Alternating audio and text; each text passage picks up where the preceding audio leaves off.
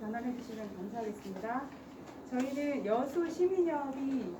여수시민협과 함께한 여수시민학교인데요. 잠시 여수시민협 또 아닌 분들도 몇 분 계시니까 여수시민협은 여수시 의정과 여수시 행정을 감시하고 대안을 제시하는 참여자치 운동을 하는 시민단체입니다. 무엇보다 회원들의 회비만 가지고 운영되는 순수 민간단체이고요. 그래서 저희한테 회원가입은 큰 힘이 됩니다. 그래서 함께 활동하시는 분들은, 하고 싶으신 분들은 나가시면서 회원가입해 주시면 감사하겠고요. 강사님 소개해드리면 일단 공공재정 혁신 방안을 모색하고 대안을 제시하는 나라살림연구소 수석 연구위원이십니다. 그리고 공공교통 네트워크 정책위원장이신데 저희와의 인연은 여수시민협과의 인연은 2020년 저희가 마을버스 공용화를 제안하고 정책 제안을 하고 그거 토론회를 진행했는데요. 마을버스 대중교통 공용화에 대한 발제를 하신 게 처음 이제 인연이 되으셔가지고 저희하고 만나게 되었는데 알고 보니 또 예산 전문가이시더라고요. 그래서 올해는 여수시민협 회원 대상으로 해서 여수시 결산 분석을 해주시면서 온라인으로 또 강좌도 해주셨습니다. 그래서 아마 저희 회원들은 온라인으로 강좌 참여하신 분들은 아마 선생님이 좀 낯이 익으실 겁니다. 네, 그래서 오늘은 선생님이 여수시 예산을 아주 깊게 파헤쳐서 여수시 살림이 도대체 어떻게 돌아갔는지 여수시 살림을 자세하게 들여다보는 시간을 마련하였습니다. 선생님 모시고 좀 쉽게 해주신다고 하니까 어려운 예산 이야기를 쉽게 풀어서 해주신다고 하니까요. 한번 열심히 들어보도록 하겠습니다. 선생님 모시겠습니다. 네, 반갑습니다. 네, 저는 소개받은 나라살림연구소의 김상철입니다. 이렇게 뵙게 돼서 영광입니다. 사실은 지난주에 우리 그 연구소에 정상수장이 와서 교육을 들은 걸 알고 있고 그리고 PPT도 미리 받아서 봤습니다. 이제 구체적으로 많은 이야기들을 담으셨더라고요. 그래서 저는 세부적으로 여러 데이터들을 말씀을 드리는 것보다는 어떤 면에서는 자료에 좀 접근할 수 있는 방법, 그러니까 즉 절차나 방법이라고 하는 부분에 조금 더 초점을 맞췄습니다. 왜 그러냐면요. 사실 내용을 다 제가 분석하는 것이 여러 경험상 보면 좀 이렇게 무의미해요. 왜냐하면 저는 외지인입니다. 그러니까 밖에서 이 여수시가 내부적으로 갖고 있는 맥락을 파악하는 데는 저는 한계가 있을 수밖에 없습니다. 저는 숫자로 보는 사람이기 때문에 그래서 이제 때때로 지역에서 겪고 있는 어떤 문제나 내지는 갈등 혹은 쟁점들을 해석하는데 제가 분석하는 내용이 좀 부적절해 보이는 부분도 있더라고요. 그래서 제가 좀 넘겨서 짚을 수 있는 부분과 관련돼서는 좀 과감하게 생략을 하고 대신에 여러분들이 이 이야기를 들으시고 관심이 생긴다면 어떤 방식으로 여수시 재정 문제를 접근하면 좋을지에 대한 일종의 그런 방법과 관련된 이야기에 조금 더 비중을 두었다라고 하는 것을 미리 좀 말씀을 드리겠습니다. 그래서 이제 이 재정과 관련된 이야기들을 먼저 한번 해볼 거고 그 다음에 이게 목차가 네. 그리고 여수시 재정 현황과 관련된 몇 가지 쟁점들을 좀 살펴보겠습니다. 지금 지방 재정을 볼 때 가장 중요한 것 중에 하나는요. 개념을 정확하게 사용하는 겁니다. 그러니까 우리가 이제 일상용어로 사용하는 개념하고 실제 행정에서 사용하는 개념이 좀 이렇게 상이합니다. 그러니까 우리가 보통 예산 이렇게 하면 예산이라고 하는 것은 공공에서 사용하는 모든 돈을 가리키는 것으로 생각하기 쉽지만 법에 따르면 이제 이게 그 국가재정법의 정의인데요. 국가재정법의 제1조에 이 법은 국가의 예산, 쉼표, 기금, 쉼표, 결산, 쉼표 이런 식으로 해놨어요. 그러니까 이걸 해석할 때 어떻게 하냐면 예산하고 기금은 다른 거야 라고 접근을 합니다. 왜냐하면 이게 법적 정의가 국가재정법에는 법적 정의가 없습니다. 그러니까 정의라고 하는 내용이 없고 딱 1호 목적에서부터 뭐 국가의 책무나 내지 이런 부분으로 쭉 나가는데 실제로 예산이라고 하는 것의 범위가 뭐냐라고 했을 때 법에서 정의된 내용보다는 관행적으로 저기서 예산과 기금을 다른 재원으로 구분하고 있다는 것에 착목을 합니다. 그래서 예산을 얘기할 때는 기금을 뺍니다. 이게 이제 일반적으로 행정에서 예산을 사용하는 방식이고요. 그래서 보통 예산하면 일반회계, 특별회계를 합친 요거를 이제 예산이라고 하고 그것에 더해서 기금까지 한 다음에 요것을 전체 재정 구조라고 부릅니다. 그런데 이렇게 하면 너무 이제 평면적인 거고 사실 저는 예산이라고 하면 요걸 가리키는 건 맞는데 이거는 예산이라고 했을 때 기본적인 속성 자체는 1년 단위의 시간을 갖는다는 거거든요. 그러니까 여기 이제 나와 있듯이 이게 이제 국가재정법 2조인데 회계년도 해서 국가의 회계년도는 매년 1월 1일에 시작해서 12월 31일에 종료한다 라고 아예 명시가 됐습니다.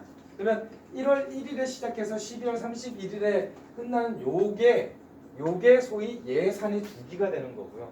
예산의 주기가 되는 거고 이런 예산의 주기들이 시계열적으로 묶여져 있는 것을 저는 재정의 흐름 혹은 재정 이렇게 보는 것이 행정에서 사용하는 개념을 명확하게 접근하는 데 도움이 됩니다. 그래서 예산이라고 하면 반드시 뭐가 떠올라야 되냐면 1년이 떠올라야 됩니다.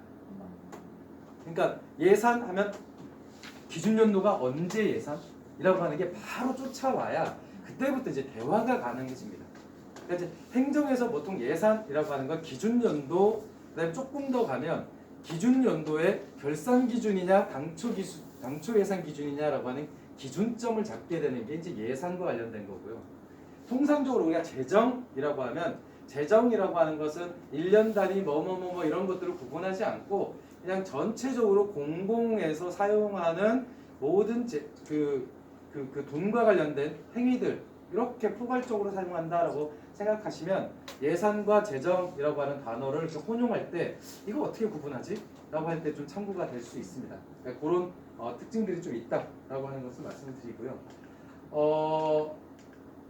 지금 이게 지금 슬라이드가 조금씩 날아가고 있어서 제가 다시 한번 보겠습니다.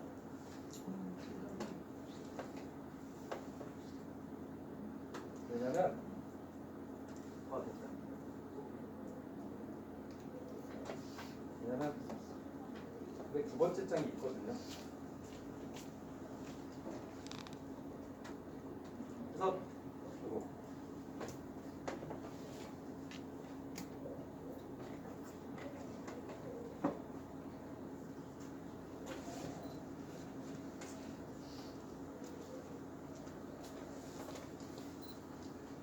시스템이 약간 불안정한 것 같은데요.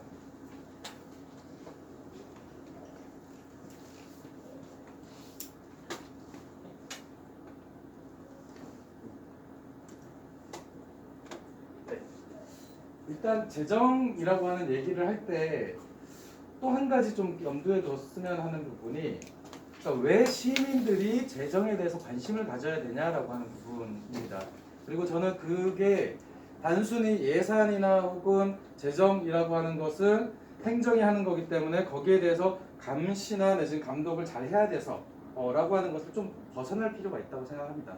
저는 개인적으로 예산의 감시나 감독과 관련된 부분은 조금 약간 옛날에 행정을 통제하거나 혹은 행정이 시민들에게 뭔가 거짓말을 많이 하던 시기에는 그게 가능할 수 있는데 21세기에 시민들이 재정 혹은 예산에 관심을 가져야 되는 이유는 그때와는 조금 달라졌다고 생각하는 편이에요. 왜 그러냐? 이게 이제 그 국가의 재정에서 세금 수입이 차지하는 비중을 나타내는 그림입니다. 1868년에서 2008년도까지의 그림인데요. 이 그림은 어떤 걸 보여주냐면 근대 국가의 재정이라고 하는 것이 언제부터 조세에 의존하게 됐는지를 보여주는 그림입니다.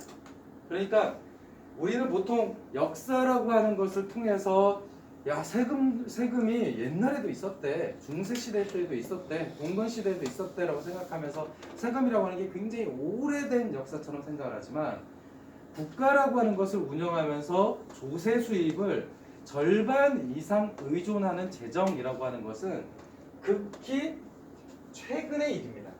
이게 이제 프랑스인데요. 프랑스 국가 재정에서 조세 수입이 50%를 넘은 게 1960년에서 80년 사이입니다.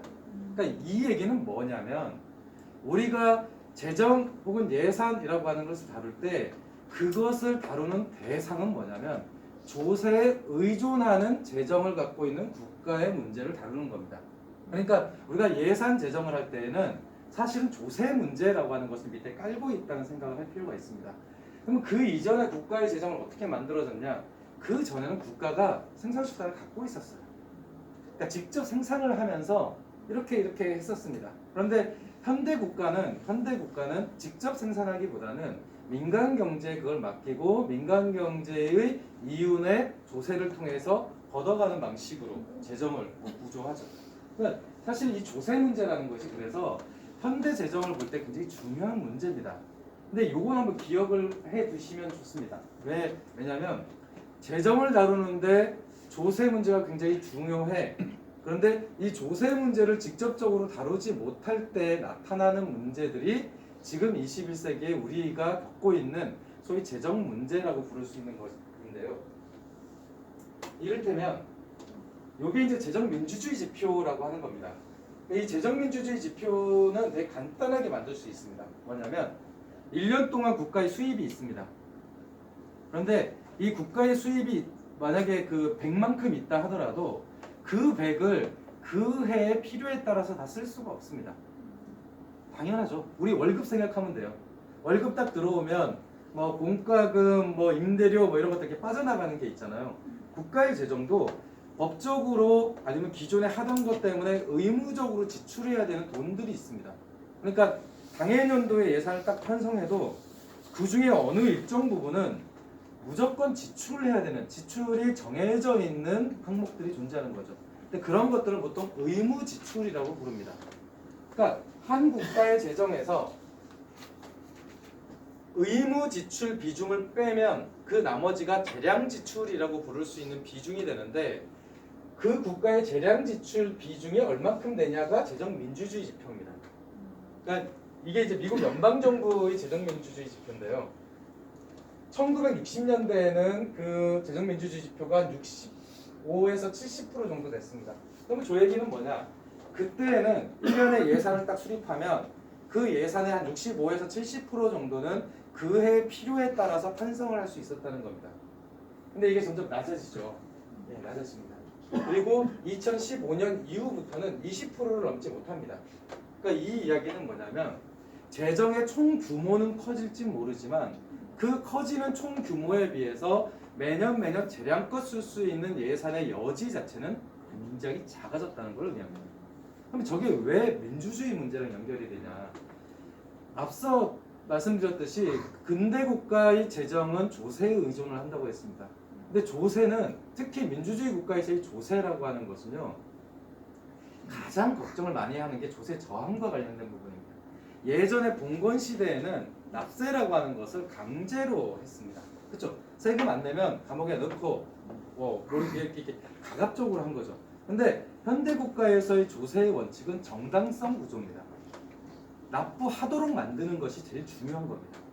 그런데 만약에 납세를 계속 하는데도 불구하고 재정의 탄력성이 이만큼 떨어져서 내가 필요한데 내가 내는 세금이 사용되지 않는다라는 생각을 갖게 되면 어떤 느낌이 들까요? 그렇죠. 억울하죠. 세금을 내고 싶지 않을 겁니다. 사실은 이게 소위 그 재정학자들이 부르는 재정 불만이라고 부르는 것의 요체입니다. 그러니까 재정의 총 규모는 커지는데 국가의 재정 여력 자체는 줄어들고 그것 때문에 납세자인 시민들은 이 재정에 대한 효용감을 점점점 떨어지고 있는 것이죠. 그래서 내가 낸 세금이 나한테 별로 도움이 되는 것 같지 않아라고 하는 인식을 갖게 됩니다. 전통적으로 국가가 이런 재정 문제를 갖게 되면 두 가지 방법을 썼습니다. 왜냐하면 이제 이 재정의 총량을 늘려야 되는 문제가 있는 거잖아요. 그럼 가장 일반적인 방법은 조세를 바꾸는 겁니다.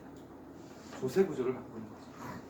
그게 이제 가장 일반적인 방식이었습니다. 소위 우리가 복지국가라고 이야기하는 국가의 기본적인 형태는 뭐냐면 정부의 지출을 통해서 민간 경제를 활성화시키고 그 활성화되는 만큼 조세 수입이 늘어나는 그런 선순환 구조로 이 국가 체계를 만든 겁니다. 그러니까 우리가 북유럽 국가 이렇게 얘기하면 아 거기 세금 많이 내는데 라고 하지만 세금 많이 내는데 이꼬르 국가가 지출을 많이 하는 곳이라는 의미와 같습니다. 왜냐하면 국가는 세금을 저장해놓지 않아요. 그걸 매년 씁니다. 그러니까 기본적으로 세금 많이 내는 곳, 국가 지출이 많은 곳이라는 개념이 성립이 되는 거죠. 근데 그것이 작동되지 않으면 어떻게 되냐면 세금을 적게 내는데 반면에 국가가 하는 일은 적은 곳이라고 하는 게 성립이 되는 겁니다. 전통적으로 한국은 저부담 복지국가라고 하는 형태의 국가 발전 모델을 갖고 있었습니다. 국민들한테 세금을 덜 걷는 대신에 그러니까 직접세는 덜 걷는 대신에 간접세를 통해서 국가의 최소한의 의무를 하는 대신 일하는 국민들에 대해서는 최대한 노타치한다. 이게 이제 국가의 기본 원칙이었습니다. 그래서 근로소득자 중에서 면세 비율이 60%에서 70% 정도가 됐습니다. 우리나라. 그럼 그 얘기는 뭐냐면 제가 어딘가에 고용이 돼서 일하는 사람이라고 했을 때 그 중에서 전국에서 그 월급 봉투를 받는 사람 중에서 세금을 내는 사람은 한 40% 정도에 불과했던 겁니다. 그러니까 국가가 정책적으로 그렇게 한 거예요. 왜냐하면 여러분들이 열심히 일해서 돈을 버세요. 우리가 그걸 뺏진 않을게요. 대신에 국가가 해줄 수 있는 건 별로 많지 않습니다. 라고 이렇게 서로 양해하는 구조가 된 거죠. 그게 이제 한국의 저부담 복지국가라고 하는 모델이 된 겁니다. 그런데 이런 상태에서 유지가 되다가 갑자기 국가의 일이 많아져요. 특히 이제 한국과 같이 요즘에 복지 수요나 내지 이런 게 얼마나 많습니까? 그러니까 계속 이제 지출 요인은 생기는데 이 지출 요인을 대응할 수 있는 방법이 증세 방법을 할 수가 없는 겁니다. 실제 곰곰이 생각해 보면은요, 21세기 들어서 증세에 성공한 나라가 그렇게 많지가 않습니다. 그러니까 굉장히 저항이 돼요. 이게 커요. 그러니까 증세가 안 되면 다른 방법을 써야 됩니다. 그게 뭐냐? 기존에 쓰는 것을 줄여야 됩니다. 그러니까 즉 감축을 해야 되는 겁니다. 근데 이제 이 감축을 하는 과정에서 사회적 문제가 터지는 거죠. 그러니까 소위 이제 그 재정에서의 그 지출 감축을 또 긴축 정책이라고 부르는데 이 긴축 정책을 하면서 사회적 갈등이 계속 이렇게 커지게 됩니다. 그러니까 이게 이제 소위 21세기 재정, 그러니까 거의 모든 국가가 갖고 있는 재정 문제의 기본입니다. 증세가 불가능한 정치적 상황 내에서 재정 수요가 계속 늘어나는 데에도 불구하고 효과적으로 재정을 사용할 수 없는 구조가 만들어지면서 이게 소위 재정의 정당성 구조를 흔들고 있는 겁니다. 그게 더 나아가면 뭐 미국에서 이제 티파티 뭐 이런 것처럼 이제 조세 저항 운동으로 나타나는 겁니다. 이제 이런 식이 지금 21세기에 우리나라뿐만이 아니라 전 세계적으로 나타나는 공통적인 재정의 문제입니다. 그러니까 사실 이제 이 문제를 어떻게 해결하느냐라고 하는 게 굉장히 중요한 숙제라고 할 수 있습니다. 그게 이제 지금 우리가 왜 재정을 보는가라고 했을 때의 그 중요한 쟁점이라고 할 수 있을 거고요. 그리고 이 앞서서 말씀드린 게 우리가 재정을 봐야 되는 어떤 맥락이라고 한다면 지금 이제 말씀드리는 것은 이제 개념과 관련된 부분을 한번 정리를 해보는 건데요. 지방재정법에는 5개 정도의 정의를 담고 있습니다. 그러니까 국가재정법엔 정의가 없다고 했죠. 근데 국가재정법엔 정의가 없는데 지방재정법엔 정의가 있어요. 근데 재밌는 게 지방재정법에는 예산이라는 정의가 또 없습니다. 그냥 지방재정이라고 하는 정의만 있습니다. 그래서 지방재정이란 지방자치단체의 수입 지출 활동과 자산 및 부채를 관리 처분하는 모든 활동을 얘기한다. 이게 이제 지방재정입니다. 그러니까 지방재정이라고 하는 것은 숫자를 의미하는 게 아닙니다. 그 숫자를 관리하는 그 행위 전체를 다 재정이라고 부르는 거죠. 그리고 세입이라고 하는 것은 회계연도의 모든 수입을 가리킵니다. 여기서 모든 수입이라고 하는 것은 세금 수입뿐만이 아니라 세외 수입까지 다 의미합니다. 그리고 세출이라고 하는 것도 모든 지출을 말한다라고 되어 있고요. 채권과 채무까지 다 표현이 되어 있습니다. 왜 이거를 보여드리냐면 여기에 있는 세입, 세출, 채권, 채무라고 하는 것이 소위 그 지방자치단체의 재정 상태를 진단할 수 있는 기본적인 지표들이기 때문에 그렇습니다. 요곳에 덧셈 뺄셈을 통해서 소위 통합재정 수지라고 하는 것을 만듭니다. 그래서 그걸 통해서 여수시의 재정 상태가 어떤지를 진단하는 지표를 만듭니다. 근데 이걸 그때 강조드리는 이유는 보통 이제 세입이라고 했을 때 우리가 일반적으로 재정 공시나 이걸 통해서 보는 통합재정의 세입하고 지자체에서 말하는 세입이 다른 경우가 있습니다. 왜 그러냐면 지방자치단체 같은 경우는 보통 세입을 일반 회계 세입으로 축소해서 다루려고 하는 속성이 있습니다. 그러니까 속성 자체가 그래요. 그러니까 지방자치단체에서 보통 보도자료나 이런 것들을 낼 때 세입 규모, 뭐 세입 이렇게 하면 일반 회계 기준이라고 하는 것이 빠져 있는 경우가 있습니다. 그래서 기본적으로 세입, 법적 의미에서의 세입이라고 하는 것은 모든 수입을 얘기를 하는 거기 때문에 이것은 기금 수입에서부터 세외 수입까지 다 포함, 특별회계 수입까지 다 포함하는 개념이어야 하는데 통상적으로는 일반 회계 기준으로 이야기하려고 하는 속성이 있습니다. 그럼 이제 그런 만약에 여러분들이 실제 그런 것들을 이렇게 막다트리게 되면 그래서 내가 갖고 있는 숫자가 틀렸나 보다 이렇게 생각하지 마시고요. 서로 기준을 확인하시면 됩니다. 그러니까 기준이 일반 회계 기준이에요, 아니면 전체 예산 기준이에요, 뭐 결산 기준이에요, 아니면 당초 예산 기준이에요. 해서 서로 기준을 확인하면 이게 조정이 가능합니다. 근데 이 부분을 특별히 말씀드리는 이유가요. 이제 예산이나 결산과 관련된 토론회를 가면 이제 행정에서 이 시민들이 이런 걸 분석하고 뭔가를 발표를 할 때 내용에 대한 토론이 아니라 사실 이렇게 숫자 틀린 것 같고 지적하는 경우가 왕왕 있습니다. 그러면 참여하시는 분들이 계속 위축이 돼요. 그래서 저는 이제 그럴 때마다 그런 거 위축될 필요 없다. 이건 전문가들도 어떤 그 사업의 숫자 갖고 다 틀리고 기준에 따라서 다 다르게 쓴다. 전혀 위축 안 되셔도 된다라고 얘기를 하는데 이제 그 상대방, 그러니까 즉 행정이나 사업부서 쪽에서 그 숫자도 틀렸는데요. 이런 얘기하면 이제 굉장히 위축되고 이거 내가 할 거 아닌가 보다 이런 생각을 가지세요. 전혀 그런데 주눅들 필요가 없다는 겁니다. 숫자가 기준이 뭐냐에 따라서 다릅니다. 다만 내가 사용하는 숫자가 어디서 왔는지만 정확하게 알고 계시면 됩니다. 나 어디서 본 거다 라고 하는 것만 정확하게 알고 계시면 됩니다.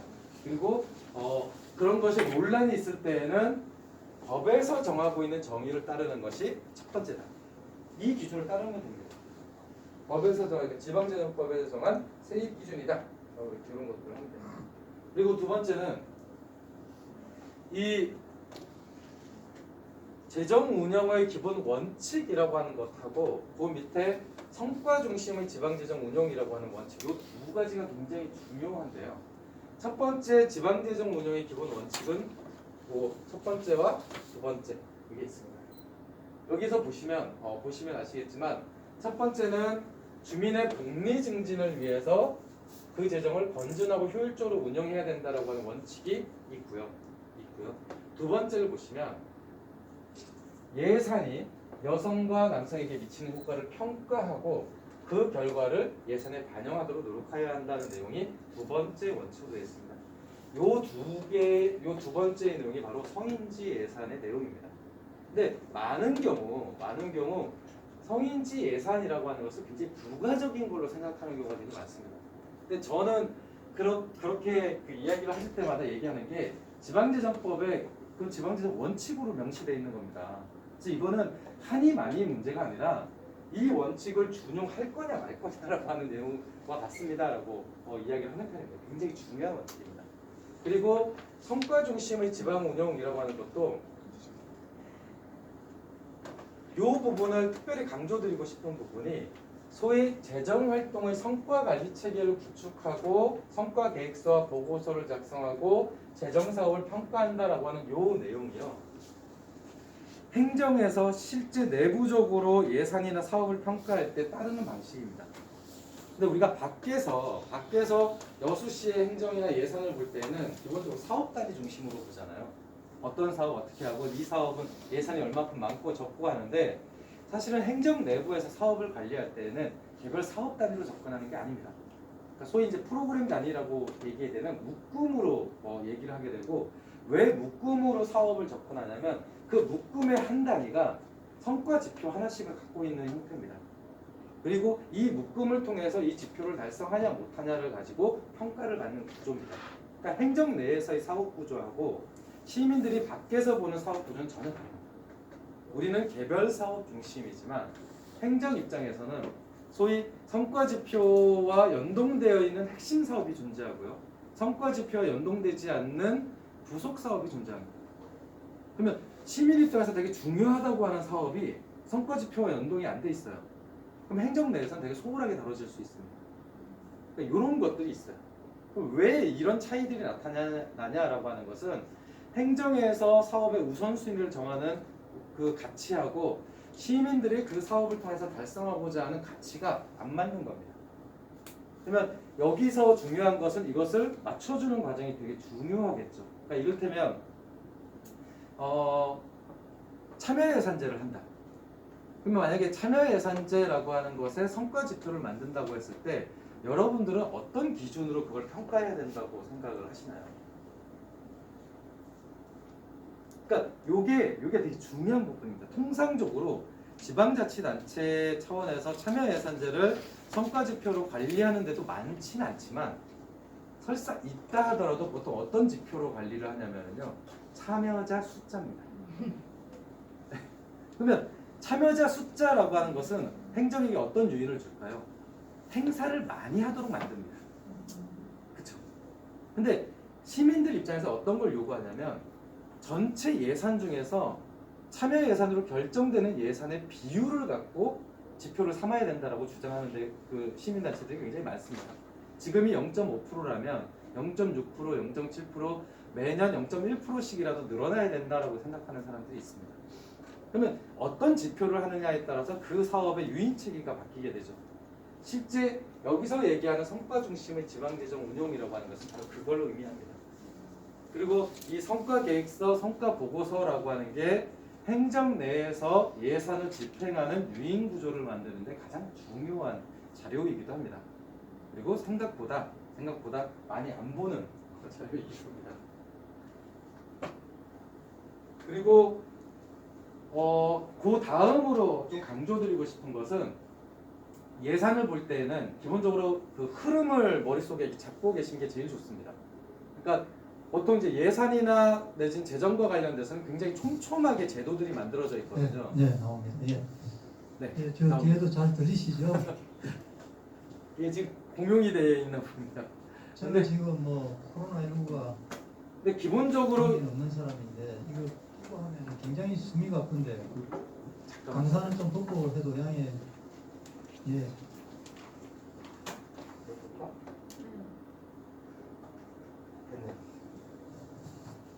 네, 그 재정이나 이런 것들을 볼 때는 이 재정이 지금 이제 이순신 연구소를 맡고 있는 이봉수 소장이고요. 오늘 제가 여러분들한테 그 강의할 내용은 제목 그대로입니다. 임진왜란 이순신의 불패심화. 볼륨을 껐습니다. 그 예산이나 내진 재정을 편성하는 데 있어서 법적 절차가 굉장히 꼼꼼하게 만들어져 있습니다. 그러니까 이런 거죠. 행정이 어떤 방식으로 예산이나 재정을 수립하지라고 하는 과정을 우리가 미리 파악하고 있다면 그 과정별로 우리가 대응할 수 있을 겁니다. 실제로 행정은 굉장히 주어져 있는 절차에 따라서 얘기하기 때문에 어떤 식으로 얘기를 하냐면 예산이나 재정과 관련돼서 우리가 문제 제기를 하잖아요. 시민들이 문제 제기를 하면 기본적으로 어떤 식으로 응답을 하냐면 거기에는 불법이 없습니다라고 얘기를 합니다. 실제로 맞아요. 요즘에 예산이나 혹은 재정을 다루는데 불법성의 유무 갖고 논란을 겪는 굉장히 없습니다. 하나하나 해준다고 보면 다만 적정성과 관련된 논란이 있는 거죠. 우리한테 필요하냐 안 필요하냐라고 하는 적정성과 관련된 논란이지 예전처럼 사업을 담당하는 공무원분들이 불법을 저지르고 뭐 이렇게 비위를 하고 이런 거 거의 없습니다. 그리고 한다 하더라도 그것을 시민 감시의 방식으로 통제할 수가 없습니다. 어떻게 잡아냅니까? 네. 그러니까 실제 대부분의 논란이라고 하는 것은 적정성과 관련된 논란입니다. 이게 정말 시민들한테 필요한 건지 예산 낭비는 아닌 건지 이런 거지 불법성을 찾아내기 되게 힘듭니다. 그래서 이 절차에 맞춰서 개입을 하지 못하면 시기를 놓치게 됩니다. 그러니까 이제 이런 식의 논의가 되는 거죠. 무슨 그 의견이나 내지는 불만이 있는지는 알겠는데 이미 편성이 되었고 적법 절차를 한 거기 때문에 되돌릴 수 없습니다라고 하는 응답이 오는 것이 일반적입니다. 그러면 그런 부분에 대해서 우리가 효과적으로 대응하려면 관련되어 있는 절차 순서들에 맞춰서 대응하는 게 굉장히 중요합니다. 그런 면에서 이제 이 순서라고 하는 게 굉장히 중요하고요. 한번 이렇게 그냥 머릿속에 넣어두시면 제일 좋은데 어떤 방식으로 예산을 편성하냐면요. 여기 예산안 편성이라고 있잖아요. 그 전에 해야 되는 게 있습니다. 제일 먼저 하는 게 중기재정계획이라는 것을 수립합니다. 이 중기재정계획이 5년짜리 계획입니다. 근데 이게 되게 재밌는 게 우리가 보통 5년 계획하면 2020년에 만들면 2025년까지 하고 그러면 그게 2025년이 다 오면 2026년 기준으로 해서 2030년까지 수립하고 이렇게 생각을 하잖아요. 그런데 재정에서의 중기 계획의 특징은요. 소위 롤링 플랜이라고 해서 예산을 편성하는 시점을 중심으로 해서 5년짜리를 매년 만듭니다. 그러니까 2020년에 예산을 편성하면서 중기지방재정 계획을 세우면 2020년에서 2025년까지 2021년에 예산을 수립하면서 중기지방재정 계획을 세우면 2021년에서 2026년까지 그래서 매년 5년짜리 계획을 같이 수반해서 세우도록 되어 있습니다. 그러니까 이것의 취지는 뭐냐면 적어도 예산을 세우는 그 시기 기준을 맞춰서 5년짜리부터 전망해라. 5년을 너네들이 전망하고 그 전망치 하에서 1년짜리 사업을 짜라 라고 하는 겁니다. 그러니까 마치 이제 개인에게는 이런 거죠.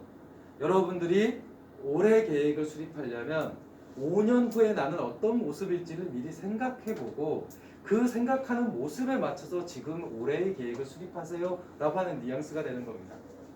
그러니까 이제 그런 방식으로 이 지방재정 계획이 요거 중기재정 계획이 만들어지게 됩니다. 근데 여기서 가장 중요한 게 뭘까요? 그 5년 동안 해야 될 주요한 사업의 목록들이 여기에 들어갑니다. 그러니까 올해는 당장 안 해요. 그런데 내년에 할 수 있을 것 같아요. 혹은 내후년에 할 수 있을 것 같아요. 이런 사업들이 중기지방재정계획에 들어가게 돼 있습니다. 근데 이게 왜 중요하냐? 여기에 들어간 사업만 투자 심사를 받을 수 있어요. 그리고 투자 심사를 받은 사업만 예산에 편성할 수 있습니다. 그러니까 우리 동네 대규모 사업을 한다라고 했을 때 절차는 어떻게 될까요? 가장 먼저는 중기지방재정계획에 들어가 있을 겁니다. 그렇죠? 그리고 예산 편성 전에는 투자 심사를 받았을 겁니다.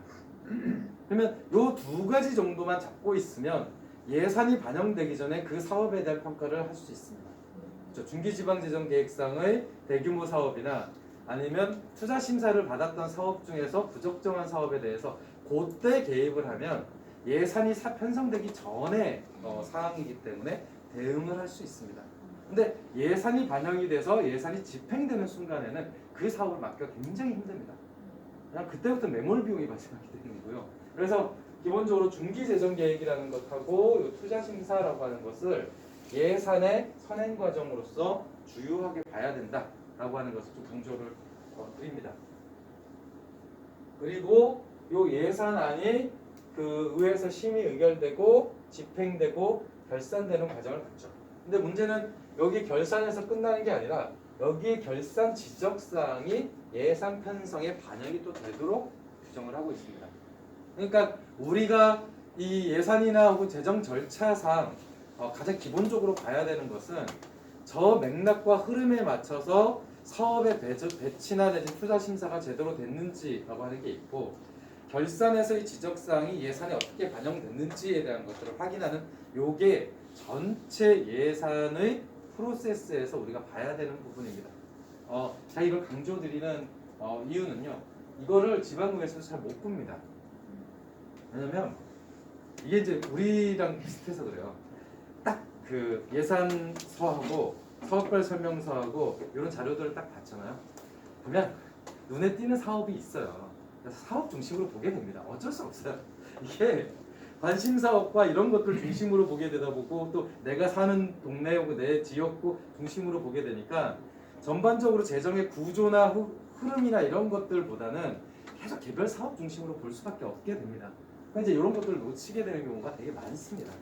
네, 그래서 이런 부분을 좀 강조를 드리고요. 그래서 이런 내용을 바탕으로 해서 이후에 이제 그 여수시 재정 현황들을 한번 살펴보겠습니다. 그 전에 이제 한 가지 추가해보고 싶은 게 뭐냐면 여수시 같은 경우는 이제 그 보조금, 그러니까 세입 중에서 보조금 비율이 꽤 높아요. 네, 꽤 높습니다. 그러니까 근데 이제 보통 보조금 비율이 높은 지방자치단체는 뭐라고 핑계를 대냐면 어차피 절대 이게 보조금이어서 자치단체에서 재정적으로 쓸 수 있는 돈 자체가 별로 없어요. 우리 별로 감시할 게 없습니다라는 얘기를 합니다. 그런데 사실은 아니죠. 왜냐하면 보조금이라고 하는 것은 재원의 속성이고 사업의 특수한 면일 수는 있는데 사업 집행은 해당 지방자치단체가 하는 겁니다. 하는 겁니다. 그러니까 동일한 보조 사업이라 하더라도 지역마다 보조 사업 평가가 달라요. 그러니까 그 얘기는 뭐냐면 동일한 매뉴얼을 가지고 사업을 집행하더라도 여수시에서 하는 결과와 목포시에서의 결과가 다를 수 있다는 겁니다. 그럼 당연히 그건 평가를 해볼 수 있는 거죠. 그러니까 우리가 예산이나 내지 이런 것들을 보는 게 단순히 숫자의 증감 자체를 보는 게 아니라 이 사업의 성과를 보는 거라고 한다면 당연히 보조 사업도 평가를 해야 되는 겁니다. 근데 이제 많은 지방자치단체들이 보조 사업이라는 이유로 60% 70% 정도 되는 재원을 떼버려요. 그러면 진짜 암상하게 그만큼만 남은 걸 가지고 요걸 평가하고 막 이러거든요. 근데 그러면 별로 의미가 없습니다. 그래서 보조 사업 같은 경우도 예산의 증감 자체에 대해서는 이야기가 하기가 힘들지만 사업 집행의 효과와 관련돼서는 분명히 예산 평가의 대상이다, 재정 평가의 대상이다 라고 하는 것도 기억을 해주시면 좋겠습니다.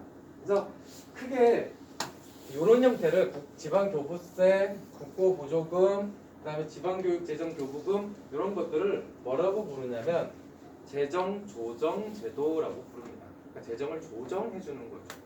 그러니까 지역마다 재정의 격차가 있으니까 그것을 중앙정부 차원에서 조정을 해주는 겁니다. 근데 이제 그 조정해주는 재원을 교부금 형태로 줄 거냐, 보조금 형태로 줄 거냐, 아니면 교육경비로 줄 거냐라고 하는 차이가 있는 것이죠.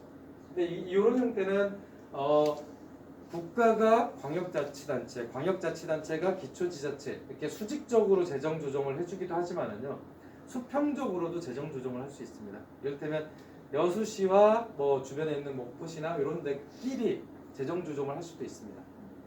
이런 사례들이 있고요. 그래서 이런 재정 조정 제도라고 하는 것은 당연히 이 지역에서 나타나는 어떤 특수성이라고 하는 것 때문에 지역의 격차가 나는 것을 좀 완화시켜주는 그런 제도입니다. 그래서 이런 제도를 통해서 교부금이나 보조금이 있다 하더라도 사업 집행 자체는 해당 지방자치단체의 책임이 맞습니다. 그래서 이런 보조 사업 같은 경우도 굉장히 중요한 평가의 대상이 된다라고 하는 거고요. 그래서 여기 써놨듯이 행정 입장에서는 이거는 우리 사무가 아닌데요. 아니면 이거는 교부금 사업인데요, 보조금 사업인데요 라고 하는 것이 중요할 수 있지만 거기에서 살고 있는 시민의 관점에서 이거는 보조 사업이니 교부 사업이니 이런 거 중요하지 않습니다. 다 어차피 우리가 낸 세금으로 지정되는 사업이고 집행은 당신들이 하는 거기 때문에 이거는 같이 이야기를 해봐야 된다라고 얘기해야 됩니다. 그래서 이게 많은 경우 지방자치단체의 책임회피 수단이 됩니다. 특히 지방의회에서도 이 보조 사업과 관련돼서는 딱히 질의를 하지 않습니다. 왜냐하면 이건 어차피 중앙정부의 문제, 그 다음에 광역지자체의 문제 이렇게 간주하려고 하는 속성이 있기 때문에 그건 뭐 어쩔 수 없죠 하고 넘어가는 경우가 많은데 그렇게 하게 되면 지방재정의 굉장히 큰 부분을 우리가 그냥 방치하게 되는 효과가 있습니다. 그래서 이 보조금과 관련된 부분도 굉장히 중요하게 접근을 해야 될 대상이다 라고 하는 거고요. 마지막으로 좀 이야기를 해보고 싶은 건 그겁니다. 도대체 재정이라고 하는 게 뭐냐, 어때야 되냐라고 하는 이야기인데요. 저는 예전에 재정에 대한 일반적인 그 태도는 뭐였냐면 눈먼동 같은 거였습니다. 이를테면 가로길에 있는 과실수 같은 느낌이랄까요? 그러니까 익은 걸 먼저 본 사람이 따가는 거죠. 그렇죠? 그러니까 예산이 나오고 재정이라고 하는 것의 이미지가 원래 그렇지 않았나라는 생각이 드는 겁니다. 그러다 보니까 비공식적인 방식으로 예산을 확보하거나 이걸 만들어내는 것이 굉장한 능력이 됐었습니다. 그럼 내가 어떤 사람을 알고 그런 비공식적인 정보를 통해서 사업을 만들어내고 하는 것이 굉장히 중요한 능력이 됐던 시기가 있는 것이죠. 그런데 그 시기 때의 재정이라고 하는 것은 결국엔 우리가 만들어낸 재정이다라고 하는 것과는 완전히 다른 감각인 것 같습니다. 그러니까 앞서서 제가 근대 국가의 재정이라고 하는 것은 조세의 정당성을 기반으로 합니다라고 하는 걸 강조드리는 이유가 바로 여기에 있습니다. 재정이라고 하는 것을 우리 것이라고 하는 관점에서 떼어내면 떼어낼수록요, 이 돈을 소위 속된 말로 따먹기 위한 경쟁이 예상 과정이 됩니다. 근데 곰곰이 생각해 보면요, 저 돈은 하늘에서 떨어진 게 아닙니다. 여러분들이 어떤 방식으로든 다 기여한 돈들이거든요. 그러면 그것을 어떤 방식으로 분배할 거냐라고 하는 문제는 사실은 공유 자원의 분배 방식과 유사합니다. 저는 그래서 이거 어떻게 설명을 하냐면 우물이라고 얘기해요. 여수시에 큰 우물 하나가 있는 겁니다. 돈으로 만들어진 우물이 있는 거죠. 그리고 우리는 그것을 어떻게 퍼다가 쓸 거냐라고 하는 규칙을 하나 꼭 짜고 있는 겁니다. 만약에 아픈 사람이 있으면 우물물을 더 쓸 수 있죠. 만약에 아이가 새로 태어난 집이라면 기존보다 물을 더 많이 길어다 쓸 겁니다. 근데 우리는 공동의 규칙이 있죠. 우물 바닥을 보지 말자라는 규칙이 있습니다. 왜냐면 우물이 말라버리면 다시 안 차잖아요. 그러니까 어느 정도 이 우물의 바닥이 마르지 않은 정도까지 이것을 퍼다 쓰는데, 그 퍼다 쓰는 것에 규칙을 만드는 거죠. 어떨 때 쓰고 어떨 때 안 쓰고, 만약에 가뭄이 들면 우리 같이 이렇게 줄이고, 이런 방식으로 규칙을 짜게 될 겁니다. 저는 재정이라고 하는 것도 그런 거라고 생각하는 편입니다. 재정이라고 하는 것도 사실은 국민들의 조세 납부를 통해서 계속 매년 채워지는 우물 같은 거죠. 그리고 그것을 어떤 순위를 가지고 나눠서 쓸 거냐라고 하는 것이 소위 예산의 편성 과정이라고 볼 수 있습니다. 근데 그런 것들을 우리가 참여하지 않고 그냥 내버려 두면 그것을 쓰던 대로 계속 쓰게 될 겁니다. 그래서 어떻게 하면 재정이라고 하는 것을 우리 공동의 자원으로 만들 수 있는가라고 하는 게 예산이나 재정에 시민들이 참여해야 되는 가장 중요한 가치인 것 같습니다. 우리한테 이제 그런 감각이 많이 없었죠. 전통적인 사회에서는 사실은 정부 재정이나 이런 것들이 혹은 공유 자산들이 다 공무원 것처럼 이렇게 인식이 되는 시기도 있었어요. 그러니까 소위 나랏돈이라고 하는 개념이 있는 거죠. 근데 사실 나라는 생산을 하지 않습니다. 국가는 생산하는 조직이 아니에요. 관리하는 조직입니다. 근데 우리는 통상적으로 나랏돈이라고 하는 개념으로 우리가 갖고 있는 돈하고 분리되어 있는 저 나라라고 하는 것이 별도로 돈을 갖고 있다라는 생각을 갖게 됩니다. 근데 사실 그렇지 않습니다. 그래서 그런 감각들을 좀 만드는 것이 중요한 것 같고요. 그래서 기본적으로 사회 문제를, 그러니까 내 개인적으로 해결하기 힘든 문제를 공동으로 해결하기 위해서 이 자원이 필요한 겁니다. 그러니까 그리고 재정이라고 하는 것이 필요한 이유는 내가 내 문제를 해결할 수 있으면 상관이 없는데, 내가 이 문제를 해결하는데 나 혼자인만으로는 힘들어 라고 하는 것들을 우리는 공동 자원을 통해서 해결하고자 하는 겁니다. 그러면 이제 이런 거죠. 우리가 왜 청년 문제에 재정을 많이 씁니까? 그건 개인의 문제가 아니라고 우리는 보는 겁니다. 왜 노인 문제에 우리가 그렇게 신경을 많이 쓸까요? 그것은 개인의 문제가 아니라고 보는 겁니다. 그런 것처럼 어떤 문제를 개인의 문제로 둘 것이냐, 어떤 것을 우리 사회 혹은 지역의 문제로 둘 것이냐가 재정 분배의 기본적인 원칙이 되는 거죠. 그래서 이런 것들을 둘러싼 논의나 혹은 토론들이 벌어지는 게 바로 이 예산을 둘러싼 싸움이라고 할 수 있습니다. 그래서 단순히 예산이나 재정이라고 하는 것이 숫자의 옳고 그름 혹은 숫자의 많고 적음을 따지는 과정이 아니다라고 하는 것을 꼭 기억을 해주시면 좋겠습니다. 이게 이제 앞부분에 전제가 되는 이야기로 좀 드려보고 싶은 부분이었고요. 이런 것들의 동기부여가 돼야 예산을 볼 수 있는 힘이 생깁니다. 그러니까 내가 어느 단체 활동가이기 때문에 혹은 어느 그 관심이 있는 그런 활동을 하기 때문에라고 생각을 해버리면 이 동기가 뚝 떨어져요. 근데 예산은요, 제가 장담할 수 있는 게 있습니다. 예산을 들여다보는 행위를 3년 이상만 하면은요, 그 사업부서 공무원보다 더 많이 할 수 있습니다. 왜 3년이냐? 어떤 부서의 최대 임기가 1년이거든요. 그러면 내가 A라고 하는 부서를 3년째 보잖아요. 그럼 거기에 어떤 분이 계시더라도 내가 더 많이 알고 있습니다. 그러니까 적어도 우리가 예산 분석이나 이런 것들을 할 때 그래서 한 3년 정도를 꾸준히 봐야 되는데 그 3년 정도 꾸준히 보려면은요 동기부여가 잘 되어야 합니다. 그래서 그 동기부여와 관련된 부분을 앞부분에 좀 드린 거고요. 그리고 이제 좀 여수시 재정의 실제 현황들을 몇 가지 한번 살펴보겠습니다. 일단 첫 번째, 행정의 사업 구조를 이해하는 방식입니다. 그러니까 우리는 보통 부서별로 사업을 보는데 굉장히 익숙해져 있습니다. 실제 예산서도 그렇고 다 부서별로 이렇게 편성이 되어 있습니다. 그러니까 우리 머릿속에는 부서가 있고 사업이 있는 것처럼 이렇게 인식이 되는데요. 사실은 사업이 있고 부서가 있습니다. 그러니까 요게 사실 행정에서 사업을 보는 관점하고 시민들이 사업을 보는 관점에서 가장 많이 부딪히는 부분 중에 하나입니다. 근데 기본적으로 행정에서의 사업 구조는 이런 식으로 짜여져 있거든요. 그러니까 이게 제가 만든 그림이 아니고 이제 정부에서 만든 그림입니다. 이게 예산 편성 지침이라고 불리는 행정안전부 자료에서 나오는 그림인데요. 이 그림에서 재밌는 건 뭐냐면 실과라고 하는 하나의 부서에서 하나의 정책 사업을 가지고 그 정책 사업 내에 단위 사업 내에 세부 사업이 편성되어 있는 이 구조입니다. 이 얘기는 뭐냐? 독립적인 사업이 없어요. 행정 내에서는 독립적인 사업이 없습니다. 제가 만약에 땡땡동에 있는 도시공원을 시설을 개선하는 사업을 한다라고 하죠. 그러면 이 도시공원의 시설 개선 사업은요, 그것의 상위에 어떤 정책 사업을 갖고 있냐면 주민들의 편안한 여가가 혹은 뭐 도시공원이 뭐 발달된 도시 여수 뭐 이런 식의 좀 큰 틀에서의 정책 사업 바구니를 갖고 있습니다. 이것을 달성하기 위해서 이 동네의 도시공원을 만드는 겁니다.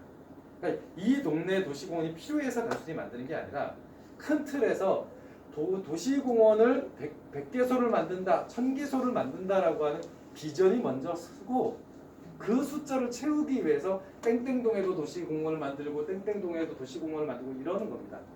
그러니까 우리는 대부분 이 동에도 도시공원이 필요하고 저 동에도 도시공원이 필요하고 하니까 이걸 모아서 섞어보니까 한 1000개 정도 되나 보다 이렇게 생각을 하지만 행정에서의 사업은 그렇게 만들어지지 않습니다.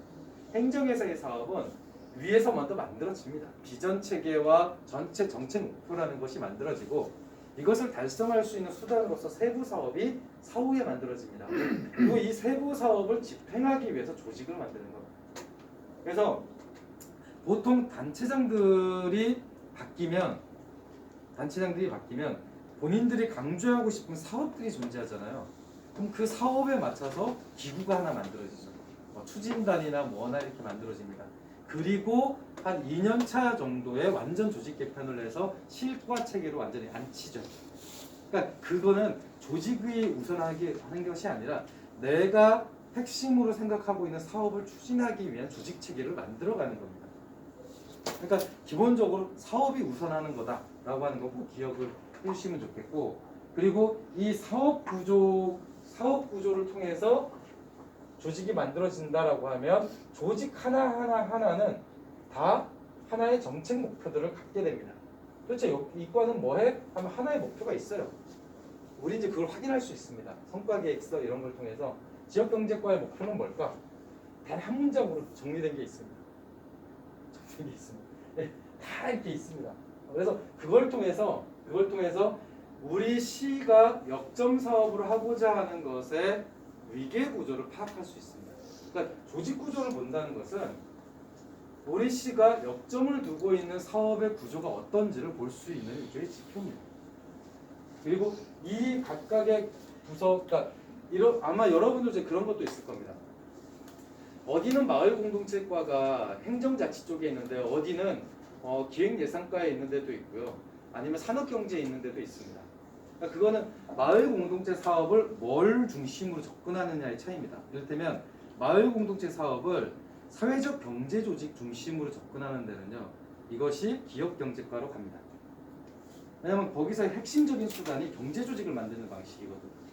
근데 그게 아니라 주민자치회나 내지 이런 것들을 중심으로 해서 마을공동체 사업을 연계하겠다라고 하면 이건 행정자치과로 가야 됩니다. 왜냐하면 이건 작동 체계가 다르기 때문에 그렇습니다. 그래서 실제 전국에 있는 이제 조직도나 내지 현황들을 이렇게 보면 어떤 것을 핵심적인 사업 수단으로 할 거냐에 따라서 그 사업이 배정되어 있는 부서도 다 다릅니다. 그러니까 이를테면 마을 만들기가 관광과에 가 있는 데도 있고요. 많은 경우는 마을 만들기는 자치과에 가 있지만 요즘의 트렌드는 대부분 도시계획과로 가는 거죠. 왜냐하면 도시재생 사업 때문에 그렇습니다. 그러니까 그게 왜 이렇게 옮겨 다닐까라고 하는 게 이 사업의 정책 목표가 바뀌기 때문에 그렇습니다. 그래서 그런 것들을 통해서 이 전체 사업 구조 혹은 조직 구조를 조망해 보는 것이 일단 첫 번째.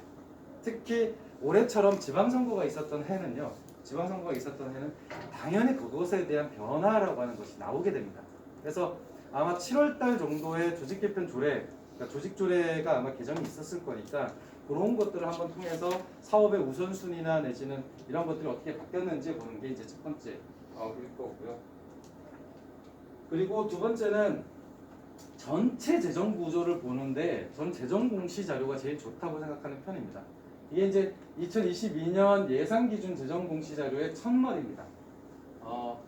여기 보면 그 지방재정법상 지방재정 운영상의 공시 그러니까 그 법에 뭐라고 되어 있냐면 예산 또는 결산의 확정 혹은 승인 후 2개월 이내에 재정 공시를 하게 되어 있습니다. 법에 딱 정해져 있습니다. 그러면 보통 예산의 확정이나 승인은 언제 일어날까요? 12월 31일 전후입니다. 왜냐하면 회계연도가 12월 31일까지였잖아요. 그러니까 그때까지는 어쨌든 예산이 확정이 됩니다. 그럼 거기서부터 2개월 후니까 2월 말이죠. 그럼 2월 말까지는 예산 기준 재정 공시가 무조건 나오게 돼 있습니다. 그리고 결산 관련돼서도 보통 결산은 6월 말에 끝나니까 그러면 6월 말에서 두 달을 합치면 8월 말. 그럼 보통 8월 말 정도까지는 결산 기준 재정 공시가 나오게 돼 있습니다. 이건 고정되어 있습니다. 왜냐? 이내이기 때문에 조금 더 빨리 해도 되는데 빨리 하는 데는 거의 없습니다. 보통 이내 하면 2개월을 딱 맞추는 편이거든요. 그러니까 2월 마지막 주, 8월 마지막 주 이렇게 생각하면 거의 100%입니다. 그래서 재정 공시 자료가 정기적으로 나오게 되는데 이 재정 공시 자료가 중요한 이유는 여기 보시다시피 시장이 날인한 재정 상황에 대한 자기 자기 평가의 내용입니다. 그러니까 이거는 시장이 시민들한테 여수시 재정이 이렇습니다라고 하는 것을 공표하는 행위입니다. 그게 딱 이렇게 정리가 돼 있어요. 뭐라고 돼 있냐? 세입은 1조 4천억 정도다. 전년 대비 1,200억이 늘었다. 그래서 비슷한 지방자치단체에 비해서 한 900억 정도가 많다. 그러니까 여수시 재정 규모는 다른 지방자치단체보다 많아요. 라고 하는 것을 얘기를 하는 겁니다. 그리고 그 중에서 자체 수입은 3,500억 정도고 이전 재원이 8천억이다. 그래서 실제 외부에서 오는 돈이 한 2배 이상 많습니다. 라고 하는 정보도 제공을 하고 있습니다. 그리고 재정 자립도는 29%, 그 다음에 재정 자주도는 60%입니다. 근데 이것이 좋은 건지 나쁜 건지에 대한 언급이 없습니다. 언급을 안 한다는 이유가 있겠죠. 좋지 않나 보다 생각하시면 됩니다. 왜냐하면 다른 동정 지방자치단체보다 좋으면 좋다고 했을 겁니다. 그런데 그 언급이 없다라고 하는 것은 재정 자립도라고 하는 부분에서 다른 데보다 조금 낮은 편인가 보다 생각하시면 됩니다. 그리고 여수시의 2022년 당초 예산 기준 통합재정 수지 새 순세계 잉여금 포함은 84억 흑자입니다. 라고 되어 있습니다. 이것도 굉장히 중요한 정보입니다. 통합재정 수지상 흑자입니다. 라고 얘기를 하고 있습니다. 그리고 이런 전반적인 상황을 볼 때 여수시의 재정은 유사 나체와 평균과 비교 안정적으로 운영되고 있는 것을 알 수 있습니다. 이게 이제 여수시장이 시민들에게 공표한 여수시 재정 상황의 주요한 특징입니다. 이를테면 예산 규모가 늘어나고 있습니다. 이전 재원 비중이 꽤 높습니다. 재정 자립도는 29%고 재정 자립도는 60%입니다. 통합재정 수지는 84억 원 흑자입니다. 이런 것들을 공표하고 있는 거죠. 이게 이제 기준이 됩니다. 우리가 조 각각의 이 시장 명의로 나온 저 재정 현황에 대해서 어떻게 볼 것이냐라고 하는 것이 이제 첫 번째 포인트가 됩니다. 그래서 이런 것들을 한번 살펴보는 거죠. 가장 대표적인 게 이제 통합재정 수지인데요. 앞서서 통합재정 수지가 80억 이상 흑자라고 얘기를 했잖아요. 실제 이 지표상 보면 84억 흑자이긴 합니다. 근데 통합재정 수지 2에서 흑자인 거죠. 2가 뭐지? 요 위에 있는 표를 보면 통합재정 수지 1은 세입에서 통합재정 규모를 뺀 거고, 통합재정 규모는 뭐냐면 지출과 융자를 더한 겁니다. 그러니까 간단하게 얘기하면 여수시가 공공재정으로 쓰는 데에 들어가는 모든 비용, 모든 수입, 그래서 모든 수입에서 모든 비용을 뺀 겁니다. 그래서 거기서 이제 적자와 흑자를 가르는 거죠. 그러니까 여기에 소위 이제 뭐 융자까지 들어가기 때문에 이 숫자가 굉장히 정확한 숫자라고 할 수 있습니다. 그러면 이 통합재정 수지 1과 2의 차이는 뭐냐? 요 순세계 잉여금 때문인데, 이 순세계 잉여금은 아는 경우는 초과 수입, 초과 세입입니다. 그러니까 우리는 그런 경우가 별로 없죠. 아, 나 연봉 4천인데 야, 있어 보니까 내 연봉 6천이 됐네. 와우, 2천이 더 늘었어. 이런 일은 별로 없는데, 국가는 이제 세금을 거두면 한 500만 원 들어올 것 같은데요 했는데 실제 세금을 걷어보니까 700만 원이 거치는 일이 왕왕 있습니다. 그럼 그 차익을 순세계 잉여금이라고 부릅니다. 네. 그러니까 그런 것들을 미리 생각해 놨다는 뜻입니다. 왜냐하면 2022년 기준으로 84억 흑자일 거라고 얘기를 했잖아요. 그럼 우리는 그런 질문을 하는 거죠. 아니, 아직 세입 결산도 되지 않았는데 진짜 이렇게 순세계 잉여금이 많이 남을 것 같았어요? 왜냐하면 요 산식을 놓고 보면 통합재정 수지 1로는 보면 650억 정도 적자입니다. 그렇죠? 여기 세모에서 651 돼 있잖아요. 적자인 겁니다. 근데 순세계 잉여금을 예상해서 봤더니 84억이 흑자인 겁니다. 그러면 우리가 주목해야 되는 것은 이 앞에 통합재정 수지 1의 적자는 실현된 적자고, 통합재정 2의 요 흑자는 예측하고 있는 바라는 흑자인 겁니다. 그러니까 요 숫자 사이에 차이가 있는 거죠. 그러면 우리가 신뢰할 수 있는 건 요 적자인 겁니다. 그러니까 실제로 재정 공시상으로는 84억 흑자 이렇게 얘기를 했지만 실제 편성 예산 기준으로만 놓고 보면 650억 정도 적자 편성한 것이 맞다. 그래서 만약에 올해 경제 상황에 따라서 갑자기 세입 규모가 줄어들게 돼서 순세계 잉여금이 예상보다 적게 들어오면 당연히 이 적자가 고스란히 반영이 될 거다라고 예측해 볼 수 있습니다. 그런 면에서 이 통합재정 수지 1과 2의 격차가 크면 클수록 예산을 운용하는 과정에서의 불안정성이 굉장히 크다라고 하는 것을 짐작해 볼 수 있습니다. 그래서 근데 이제 전반적으로 보면 2019년과 2020년에 비해서 21년하고 22년까지 오는 과정에서 이 격차 자체가 굉장히 줄어들긴 해요. 그러니까 이거는 뭐냐? 시 차원에서 뭔가 이렇게 불안감을 느낀 겁니다. 야, 이거 관리해야 되겠다. 이거 관리하면 큰일 나겠다. 라고 하는 것을 아마 느낀 것 같습니다. 그래서 이 재정 수지를 관리하려고 하는 것이 보인다라고 하는 게 첫 번째 특징입니다. 그러니까 이 통합재정 수지 1의 적자 폭이 굉장히 크다. 그렇지만 시기적으로 보면 점차 이것을 관리하려고 하는 걸로는 확인이 된다라고 하는 게 일단 이 통합재정 수지를 통해서 볼 수 있는 부분입니다. 이게 이제 그 재정 공식을 통해서 볼 수 있는 부분이고요. 두 번째는 참여예산과 관련된 내용도 재정 공시에 들어갑니다. 참여예산, 성인지예산 이 두 가지가 다 들어가는데요. 보면 2022년 예산기준 재정 공시에는 작년에 진행이 됐던 참여예산 성과가 나와 있는데 요게 그 내용입니다. 주민제한 사업 방식으로 해서 주민 주도형은 한 건, 100만, 1000만, 1억짜리 딱 한 건. 그럼 주민 참여형은 357건, 일반 참여예산 사업은 0. 주민 주도형 사업이 한 건입니다. 그럼 뭘 주민 주도형으로 하냐? 예산 편성의 한도를 설정하거나 혹은 예산 기구에서 참여 예산 기구에서 우선순위를 결정하는 것을 주민 주도형이라고 간주하는 겁니다. 결정할 수 있는 사업을 주민 주도형이라고 하고 결정 권한이 제한적이면 그냥 주민 참여형 유형이라고 분류가 되는 겁니다. 그럼 이 데이터가 보여주는 건 뭐냐? 여수시 참여 예산 제도는 주민이 결정하는 제도가 아니다라고 하는 것을 보여주는 거예요. 이게 재정 공시 자료를 통해서 확인이 되는 겁니다. 그러니까 주민 주도형 사업의 유형이 한 건에 불과하다라고 하는 것, 그걸 좀 확인할 수 있는 거예요. 그래서 되게 궁금했습니다. 이게 왜 이렇게 나오지? 보통은 점차적으로 이 주민 주도형으로 변하는 것이 일반적인데 왜 여전히 우선순위 결정을 행정이 하는 방식으로 운영이 되지? 이게 되게 궁금해서 올해 운영 계획을 찾아봤어요. 근데 운영 계획을 봤더니 되게 재밌는 표현이 있습니다. 뭐냐? 사업 선정을 어디서 하죠? 사업부서에서 하는 걸로 돼 있습니다.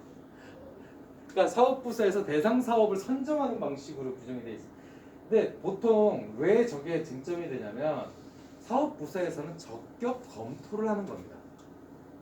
그러니까 이게 사업이 집행이 될 수 있는지 없는지에 대한 격에 대한 검토를 하는 거고, 그러면 참여예산위원회에서는 뭘 하는 거냐면 그 격을 수정할 수 있는지 맞출 수 있는지에 대한 논의를 진행하는 겁니다. 부서랑. 그러니까 이를테면 이런 거죠. 여기 횡단보도를 만들어 주세요 하면 부적격이죠. 왜냐하면 참여예산 사업으로 횡단보도를 새로 고를 수는 없습니다. 왜냐하면 관계기관 협의나 이런 것들이 굉장히 오래 걸리기 때문에 이게 1년 단위로 할 수 있는 사업이 아니에요. 그런데 횡단보도 자체가 목적이 아니라 여기에 통학로의 안전이 문제라면 그럼 통학로 안전을 확보하기 위해서 횡단보도 사업 외의 사업을 할 수 있는지를 검토하는 거죠. 이게 이제 이 제한 사업을 실현시켜주는 방법인 겁니다. 그러니까 보통은 행정은 사업 수단에 대한 평가를 하는 거고 참여예산위원회는 주민이 갖고 있는 문제를 해결해 주는 거거든요. 그러니까 통학로 안전이 문제다. 그래서 사업 제한을 횡단보도로 했는데 사업부서에서는 횡단보도는 힘듭니다. 그러면 횡단보도 방법 외에 다른 방법으로 통학로를 안전을 지킬 수 있는 방법을 만들어 봅시다 해서 사업 그 문제를 해결해 주는 겁니다. 이게 보통 참여 예산 과정이에요. 그러니까 요 사업 수기와 관련된 논의들이 사실 없다는 거죠. 그러면 어떤 문제가 생기냐면 시민들 중에서 정말 사업을 잘 아시거나 아니면 작년에 재작년에 참여예산 사업으로 선정된 유형에 맞는 사업들만 제한이 될 겁니다. 왜냐? 제가 사업을 제안하는데 제 사업이 될지 안 될지 모호하다면 내고 싶을까요? 안 내겠죠. 당연히 안 낼 겁니다. 그러면 제가 만약에 사업을 내고 싶다라고 하면 작년에도 됐고 재작년에도 된 사업이 있으면 그걸 참조하겠죠. 아, 저런 사업은 잘 된다라고 하는 게 나와 있습니다. 그럼 그 사업들이 계속 나옵니다. 그래서 어떤 일이 벌어지냐면 매년 비슷한 사업이 들어오는 데는 이유가 있습니다. 어떤 시민도 어떤 주민도 떨어질 사업을 내고 싶어 하지 않아요. 그러니까 계속 유사한 사업들이 들어오는 형태가 되는 거죠. 그런 면에서 보면 이 재정 공시에서 표현되고 있는 참여예산 사업은 좀 아쉽습니다. 네, 아쉬운 건 맞고요. 그래서 왜 이게 없을까 했더니 일단 사업 결정을 하는 투표 방식이 부재하다는 것 굉장히 좀 의아한 부분이었습니다. 왜냐하면 요즘에 거의 모든 지방자치단체에서 최종 사업을 결정하는데 온라인 투표 방식을 대부분 도입을 하고 있습니다. 왜냐하면 더 많은 시민들이 사업 결정 과정에 참여할 수 있도록 만드는 게 중요하기 때문에 보통 온라인 투표 방식이나 이런 것들을 하는데 여수시 참여예산 과정에서 그게 확인은 되지 않았습니다. 그래서 그럼 이건 다수의 시민이 참여하지 않으면 당연히 행정이 주도할 수밖에 없겠다라는 생각이 좀 들었고요. 그리고 두 번째는 사업을 결정하는 게 아니라 건의하는 방식으로 제도가 설계되어 있습니다. 여기도 보면 위원회 총회, 제한 사업의 최종 심의 및 예산 반영 건의라고 권한이 명시가 되어 있습니다. 사실은 건의 방식이라고 하는 거는 참여 예산의 그 형태로 봤을 때는 굉장히 낮은 형태입니다. 적어도 할당되어 있는 예산 정도 범위 내에서의 결정권을 참여예산위원회가 행사하는 게 일반적입니다. 이제 뭐 조그마한 시나 내지 이런 데도 막 2억 원 뭐 이 정도밖에 안 된다 하더라도 2억 자체는 참여예산위원회에서 결정한다라고 하는 게 이제 기본적인 형태여서 그런 부분에 있어서는 조금 눈에 띄는 부분이었습니다. 저 재정공시 자료에 요게 있기 때문에 보게 된 내용입니다. 생각보다 저게 좀 잘 안 되네. 두 번째로 재정공시 자료에서 개인적으로 가장 눈에 띄었던 거는 요겁니다. 기관 운영 업무 추진비 관련된 항목입니다. 보시면 아시겠지만 2017년, 18년, 19년 해갖고는 이게 이제 여수시고 이게 동종단체인데 뭐 동종단체에 비해서 좀 많긴 하지만 그냥 비슷하잖아요. 근데 21년, 22년부터 갑자기 이렇게 높아졌는데 격차도 굉장히 커졌습니다. 그래서 왜 이렇게 커지지? 그러니까 그 업무 추진비 자체가 이렇게 커지는 건 조금 적절하진 않은데 라는 생각이 들었습니다. 왜냐하면 업무 추진비라고 하는 것이 뭐냐면 사업은 사업마다 그것을 집행할 수 있는 경상비를 다 담고 있습니다. 그런데 이 사업과 사업 혹은 사업 자체를 추진하기 위한 어떤 그 외부적 활동이 필요할 때 업무 추진비를 사용합니다. 그러니까 사업을 위한 사업을 하는 거죠. 사업을 위한 회의를 하는 겁니다. 이 사업 안에서 회의를 하는 게 아니라 이 사업 자체를 하기 위한 회의를 하는 거죠. 그럼 이제 이 업무 추진비가 많이 필요하다라고 하는 것은 통상적으로 시책 사업이 많은 경우에는 업무 추진비를 많이 쓰거나 아니면 새롭게 조직이 만들어지면 업무 추진비를 많이 씁니다. 그런데 이렇게 기관 운영 업무 추진비는 좀 다릅니다. 왜냐하면 시책 업무 추진비가 아니거든요. 그러면 기관 운영비는 뭘까? 라고 하는 부분이 이제 궁금해지는 거죠. 그래서 살펴봤습니다. 왜냐하면 업무 추진비는 정보 공개 사항이에요. 네.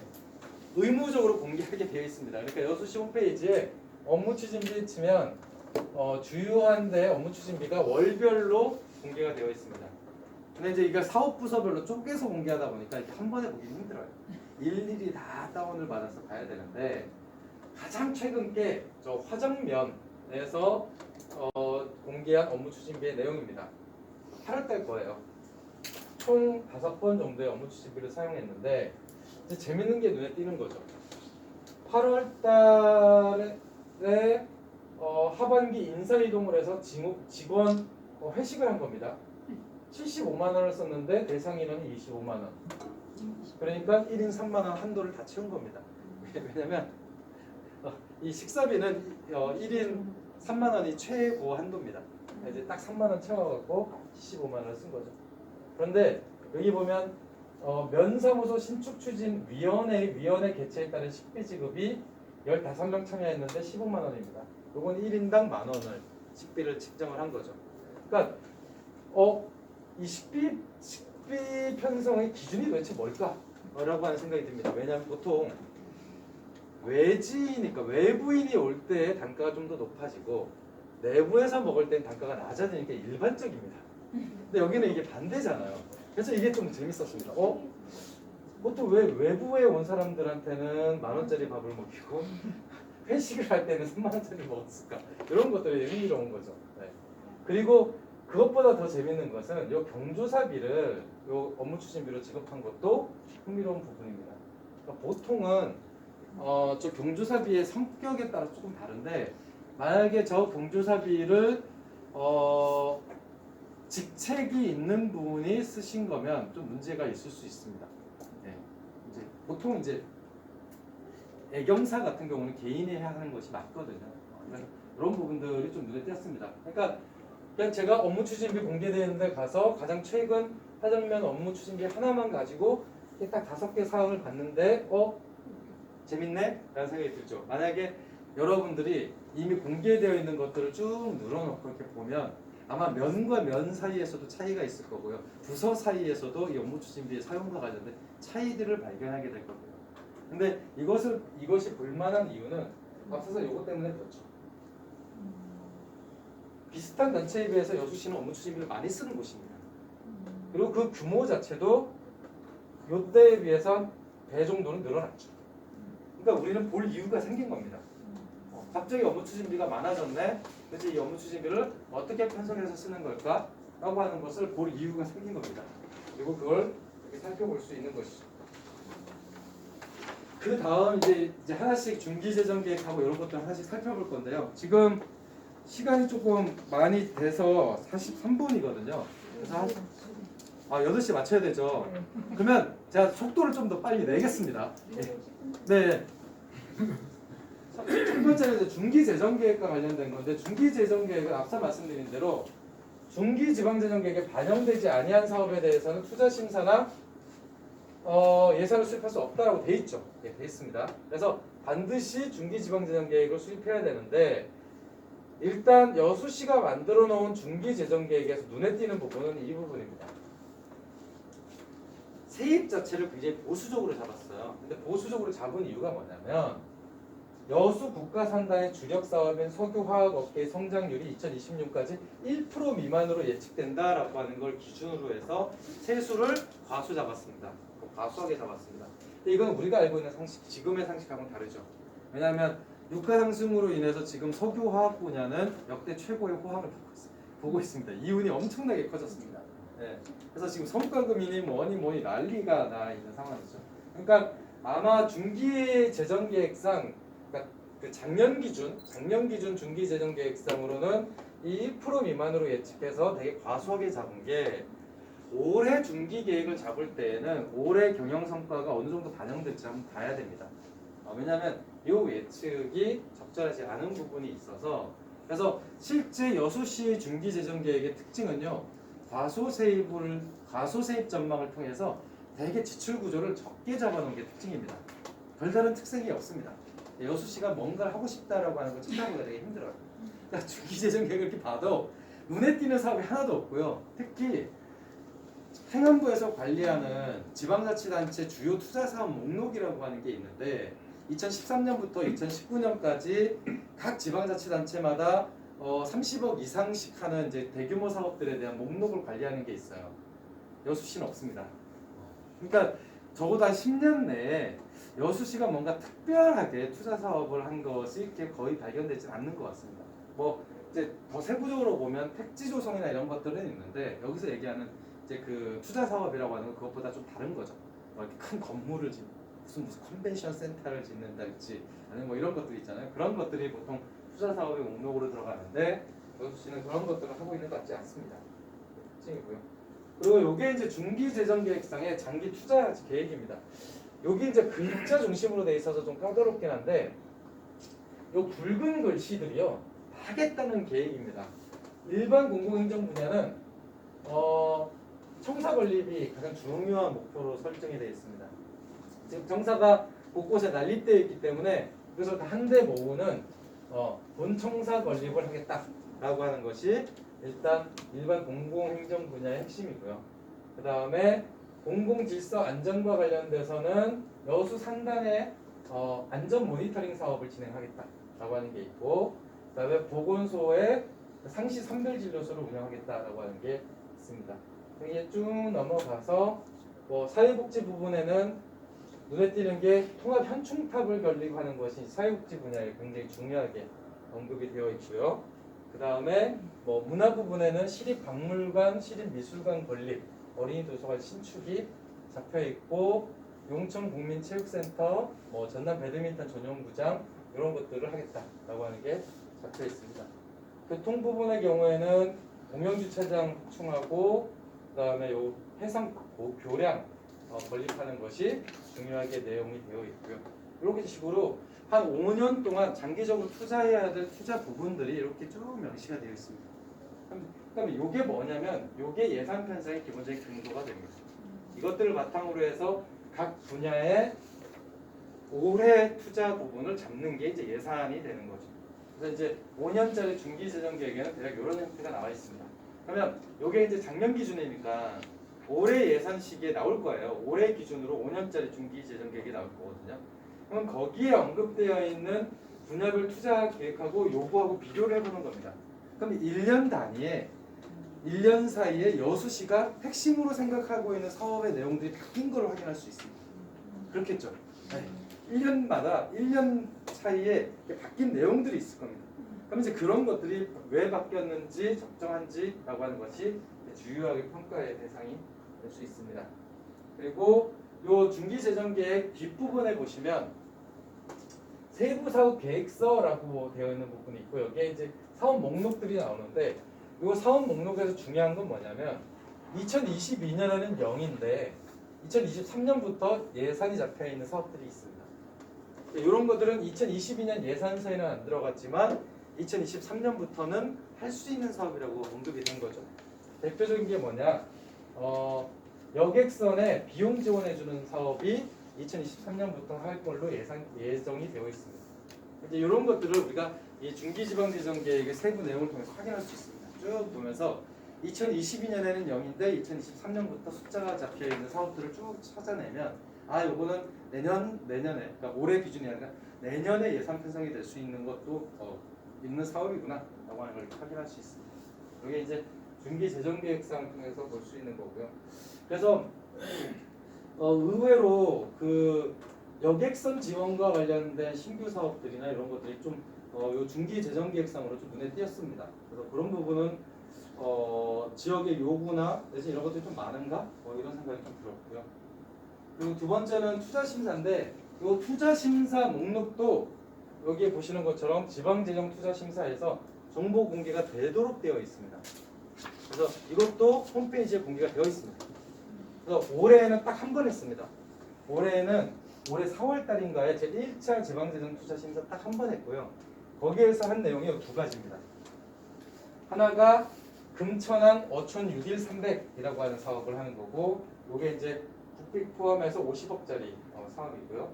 그 다음에 또 하나가 제74주년 여순사건 희생자 합동 추념식 하는 것이 1억짜리로 해서 이 두 개만 딱 올해 투자심사에 들어갔습니다. 그러니까 아마 짐작컨대 올해 선거가 있어서 투자심사를 적극적으로 하지 않은 것 같아요. 왜냐하면 예산 반영이나 이런 것들을 그 결과를 보고 이렇게 해야 된다라고 하는 게 있어서 그러지 않을까 싶었고요. 근데 역으로 놓고 보면 투자심사를 하지 않고 예산에 반영되는 대규모 사업이 있을 수도 있습니다. 이제 그걸 또 찾아내야죠. 왜냐하면 이 절차를 행정은 잘 아는데 밖에서 잘 모르거든요. 그러니까 근데 어쨌든 공개되어 있는 투자심사는 지금 1회 올해 한 번밖에 안 했다는 건데 저는 이것 자체도 조금 의심스럽긴 해요. 왜냐하면 투자심사는 보통 상하반기에 1회씩 하는 게 일반적입니다. 네. 그러니까 상반기에 한 번 하고 하반기에 한 번 해서 그 예산 편성 직전까지 최대한 투자심사를 다 통과시켜서 예산으로 안 치는 게 일반적인 절차거든요. 근데 상반기에 투자심사 한 번밖에 안 했어? 좀 이상한데? 라는 생각이 들긴 하더라고요. 이것도 확인을 해봐야 되는 부분. 올해 투자심사를 몇 번 했는지 라고 하는 것들을 한번 확인해 볼 필요가 있습니다. 그리고 투자심사의 대상은 총 사업비가 20억 원 이상인 신규 사업이거나 아니면 뭐 1억 원 이상의 공연 축제 사업들 이런 것들은 무조건 다 투자심사를 하게 돼 있습니다. 법이 아예 정해져 있는 거기 때문에 저런 사업들은 투자심사를 하지 않으면 예산에 반영할 수가 없습니다. 불법입니다. 그래서 저것들은 살펴볼 필요가 있겠다 싶고요. 세 번째로는 우리가 제일 잘 못하는 것 중에 하나가 행정 내에서 사업 평가를 하는 평가가 잘 되고 있는지를 보는 겁니다. 근데 아시겠지만 이 재정사업 평가라고 하는 것은 그 부서 입장에서는요, 그리고 부서의 담당자 입장에서는 진급하고 연관이 되어 있는 겁니다. 그러니까 내부 유인 구조는 가장 강력한 겁니다. 그러니까 공무원인 나한테는 다른 거보다 시민단체 상명선언이지 이거보다 이거 평가를 어떻게 받느냐가 내 진급에 제일 중요합니다. 그러니까 그만큼 이 내부에서 굉장히 중요하게 다루는 게 요 재정사업 평가라고 볼 수 있고 이건 법에 의해서 정해져 있는 것들을 합니다. 그래서 재정사업 평가를 어떻게 하냐? 총 사업비 2억 원 이상의 투자 사업이나 공연축제 행사성 사업은 사업 평가를 하도록 되어 있습니다. 그리고 이거를 실제로 했습니다. 할 수밖에 없죠. 자 이제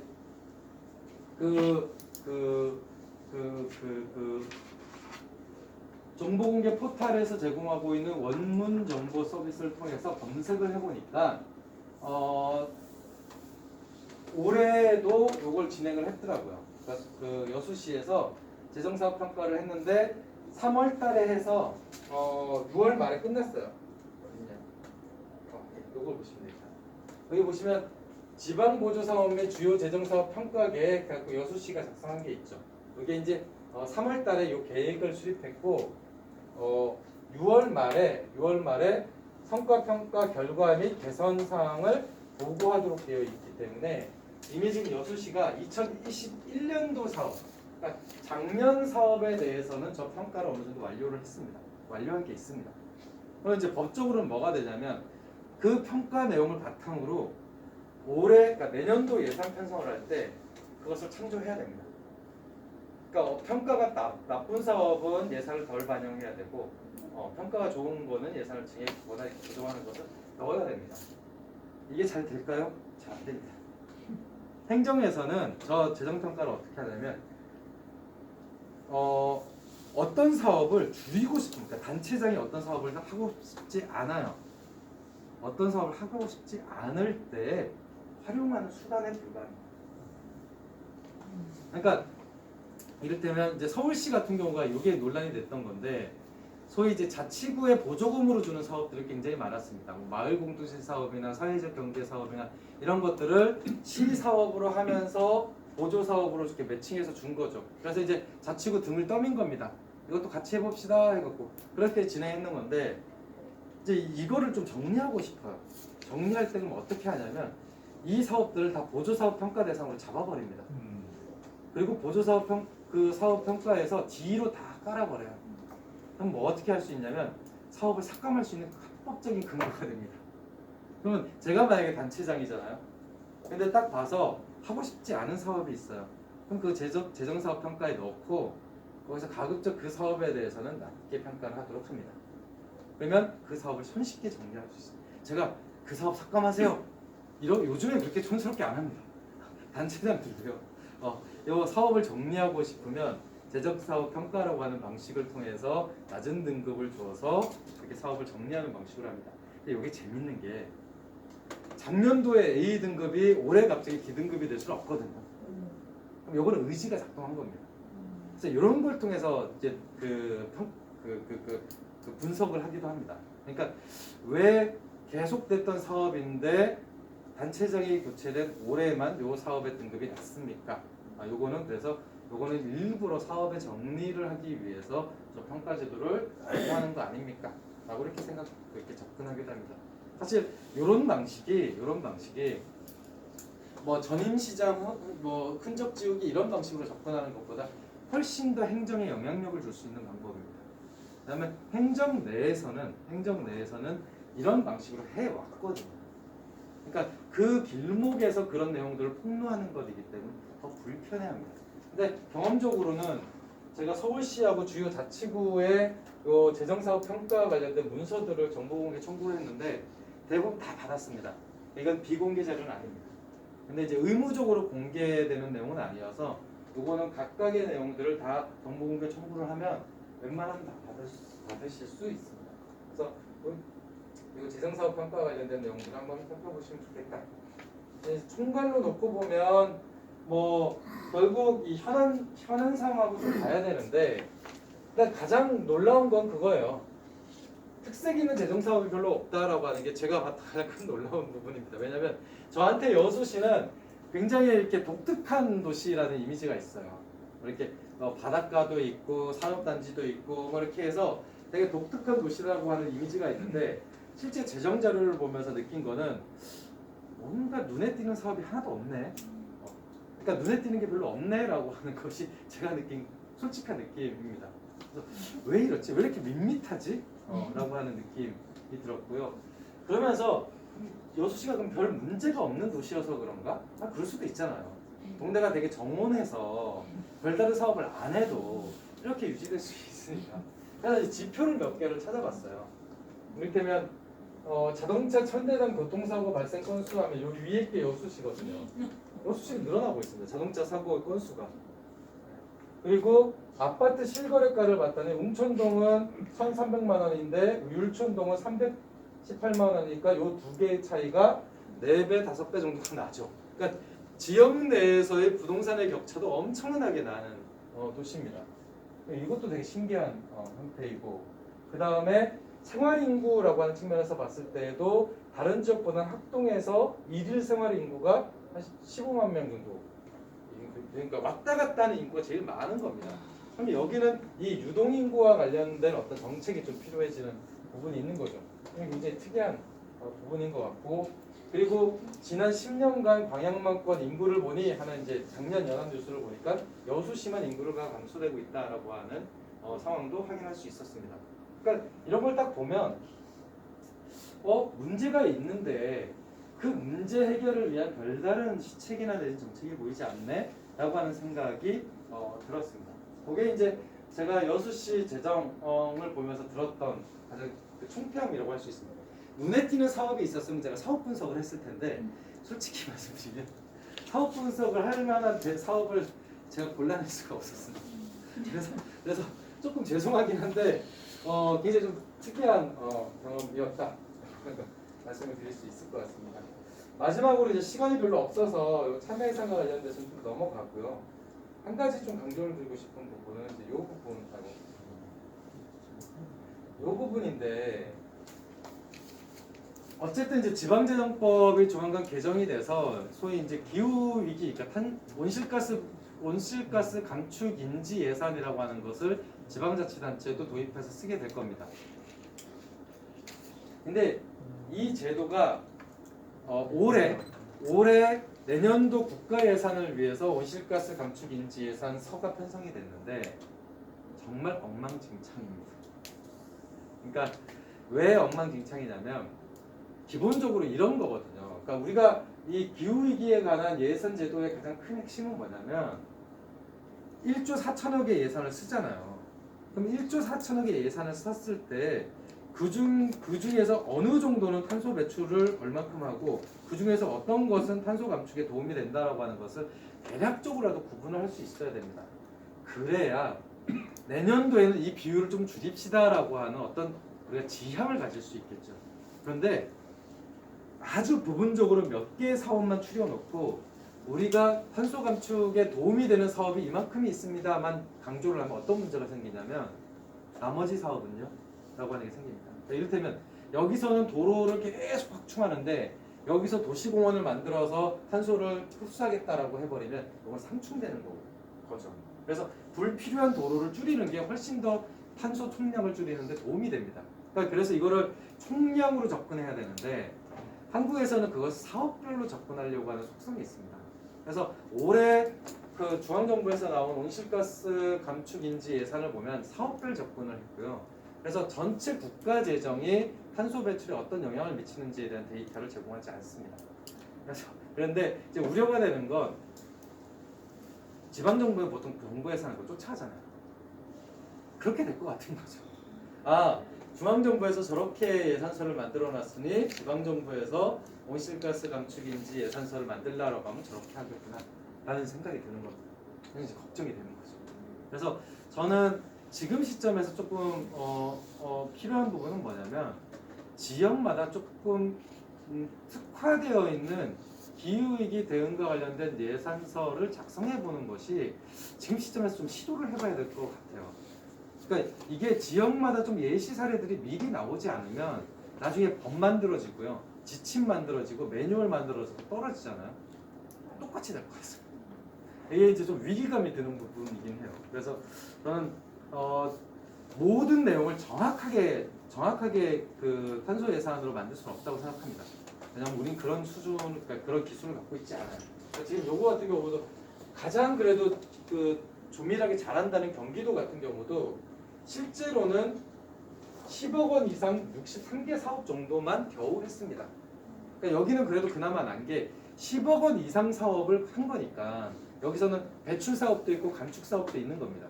그러니까 이게 평가가 가능해지죠. 똔똔해서 2021년 기준 경기도 예산의 경우에는 배출이 이만큼 더 많아요. 이런 것들이 진단이 가능해집니다. 그렇죠? 10억 원 이상 사업을 해버리면 배출이 더 많은지 감축이 더 많은지를 평가할 수 있게 되는 거죠. 그러니까 비슷하게 여수시 사업이라 하더라도 못해도 한 30억 이상 사업만이라도 각 사업별로 탄소 배출 감축과 관련된 평가를 한번 해봅시다. 그래서 적어도 매년 감축 사업은 좀 줄이고 감축 사업은 늘리고 배출 사업은 줄이는 방식으로 전체 예산의 총 규모를 변경시키면 좋지 않겠습니까? 이런 식의 그림을 한번 그릴 필요가 있습니다. 요게 올해 그 중앙정부 온실가스 감축 예산을 보면서 좀 느낀 부분이에요. 이거 시기를 놓치면 굉장히 허망한 예산서가 만들어질 수도 있겠다 생각이 들어서 요거는 따로 보여드립니다. 요게 이제 차례가 됐던 게 이게 프랑스의 그 편성 방식, 영국의 그 탄소 예산제 이런 것들인데 이건 나중에 기회가 되면 보고요. 그래서 결론적으로 얘기하고 싶은 건 이겁니다. 재정은 공유자원입니다. 예. 사실 요것만 우리가 명확하게 인식을 할 수 있으면 저는 예산이나 혹은 재정에 대해서 우리가 관심을 갖는 대부분을 설명할 수 있다고 생각합니다. 어떻게 하면 예산 재정을 공무원 행정기관의 저들의 것이 아니라 우리 모두의 것으로 만들 것이냐라고 하는 것이, 그리고 그 안에서 요구뿐만이 아니라 요구에 수반되는 우리의 책임, 이런 것들도 같이 만들 수 있는가라고 하는 부분에 대한 고민을 좀 진지하게 할 수 있으면 저는 예산이나 재정에 대한 참여라고 하는 것이 의미를 갖게 될 것이다 생각을 합니다. 네, 이 정도로 오늘 준비한 내용을 마치도록 하겠습니다. 감사합니다. 네. 질문 좀 받겠습니다. 네. 그 선생님, 네. 그 여수시가 그 재정의 특징이 보이지 않는다 했는데, 예, 이거는 이제 변화에 대한 의지가 없다든가 그런 걸로 받아들여도 됩니까? 그러니까 예산 재정에 대해서 적극적인 것이 없다라고 하는 것은 두 가지 특징이 있는 것 같습니다. 그러니까 두 가지로 살펴볼 수 있을 것 같은데요.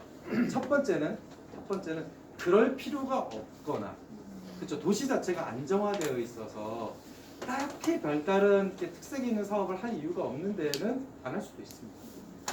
근데 그게 아니면 소위 도시를 기획하는 데에 대한 그 관점이 부재한 거죠. 근데 더 직접적으로 말씀을 드리면 도시 리더십의 문제일 수 있습니다. 그러니까 이 도시를 어떻게 바꾸고 싶은가, 어떤 방식으로 준비할 거냐라고 하는 것에 대한 리더십 문제일 수 있습니다. 사실 그게 답이죠. 사실 그렇잖아요. 이 도시의 비전 체계를 누가 수립합니까? 그런 거죠. 네, 또 질문 있으신 분 편하게 하십시오.